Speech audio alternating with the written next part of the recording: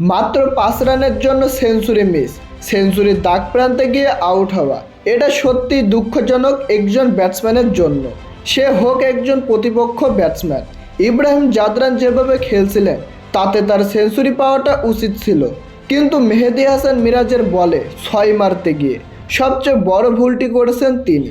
140 বলে 95 রান করে ফিরে গেছেন প্যাভিলিয়নে।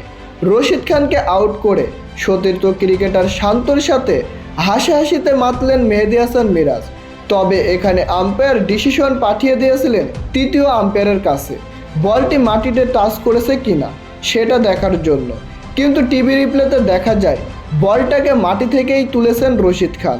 তাই তো ডিসিশন আউট, তাই তো 1 রানে প্যাভিলিয়নে ফিরে যায় রশিদ খান। এতে আফগানিস্তান হারিয়ে ফেলে 157 রানের মধ্যেই 7 উইকেট। অতঃপর শেষ দিকে সুবিধা করতে না পারায় আফগানিস্তান 190 রানের মধ্যেই অল আউট হয়ে যায়। বাংলাদেশ দলের হয়ে দারুণ বোলিং করেছেন মেহেদী হাসান মিরাজ। 10 ওভার বোলিং করে 3 উইকেট তুলে নিয়েছে, খরচ করেছেন মাত্র 42 রান।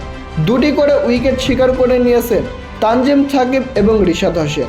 তো প্রিয় দর্শক, বাংলাদেশের আজকের বোলিং অ্যাকশন আপনাদের কেমন লেগেছে তা জানিয়ে দিন আমাদের কমেন্ট বক্সে।